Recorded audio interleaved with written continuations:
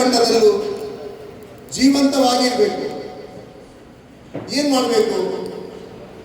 ನಮಗೆ ಶಬರಿಮಲೆ ಅಯ್ಯಪ್ಪ ಸೇವಾ ಸಮಾಜಂ ರಾಷ್ಟ್ರೀಯ ಪದಾಧಿಕಾರಿಗಳು, ರಾಜ್ಯದ ಪದಾಧಿಕಾರಿಗಳು ಸೇರಿಕೊಂಡು ಒಂದು ಒಳ್ಳೆಯ ಕಾರ್ಯಕ್ರಮ ಕೊಟ್ಟಿದ್ದಾರೆ.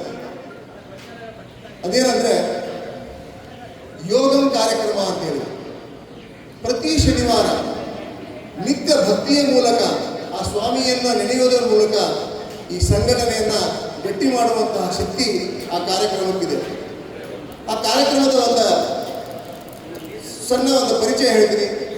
ಸಿಂಪಲ್ ಆಗಿ ಒಂದು ಅಯ್ಯಪ್ಪನ ಭಾವಚಿತ್ರ ಇಟ್ಟು ಒಂದು ದೀಪ ಹಚ್ಚಿ ನಿಮಗೆ ಶಕ್ತಿಯಾನುಸಾರ ಒಂದು ಪ್ರಸಾದ ಮಾಡಿ ಎಲ್ಲ ಸ್ವಾಮಿಗಳು ಸೇರಿಕೊಂಡು ಒಂದು ದೇವಸ್ಥಾನದಲ್ಲಾಗಲಿ ನಿಮ್ಮ ಸನ್ನಿಧಾನದಲ್ಲಾಗಲಿ ಸೇರಿಕೊಂಡು ಸ್ವಾಮಿಗೆ ಶರಣಘೋಷ, ನಾಮಾವಳಿ, ಒಂದು 5 ನಿಮಿಷ 10 ನಿಮಿಷ ಭಜನೆ, ಆಮೇಲಿಂದ ನೈವೇದ್ಯ, ಮಹಾಪ್ರಸಾದ, ಹಾಗೆ ಮಹಾಮಂಗಳಾರತಿ. ಸಾಧ್ಯ ಆದರೆ ಅಲ್ಲಿ ಸೇರಿರುವಂಥ ಯಾರಾದರೂ ಅಯ್ಯಪ್ಪನ ಬಗ್ಗೆ, ನಮ್ಮ ಶಬರಿಮಲೆ ಅಯ್ಯಪ್ಪ ಸೇವಾ ಸಮಾಜದ ಬಗ್ಗೆ ತಿಳ್ಕೊಂಡ ಮೇಲೆ ಅಲ್ಲಿ ಅವರಿಗೆ ಒಂದು 5 ನಿಮಿಷದ ಒಂದು ಮಾಹಿತಿ ಕೊಡಬೇಕು. ಎಲ್ಲ ಸೇರಿ ಒಂದು 45 ನಿಮಿಷದಿಂದ ಹಿಡ್ಕೊಂಡು 1 ಗಂಟೆ ಒಳಗಡೆ ಈ ಕಾರ್ಯಕ್ರಮ ಸಂಪೂರ್ಣ ಆಗಬೇಕು.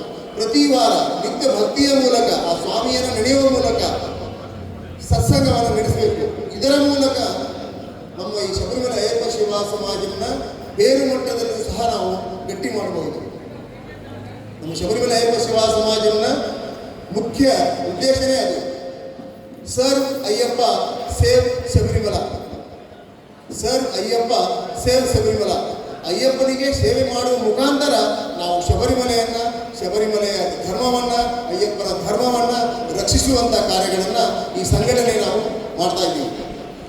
ಈ ಜಿಲ್ಲಾ ಘಟಕದ ಎಲ್ಲ ಪದಾಧಿಕಾರಿಗಳನ್ನು ಇದು ಚಿಕ್ಕದಾಗಿ ಒಂದು ಪರಿಚಯ ಮಾಡಿಕೊಡ್ತಾ ಈಗ ಕಾರ್ಯಕ್ರಮ ಮುಂದುವರಿಸೋಣ.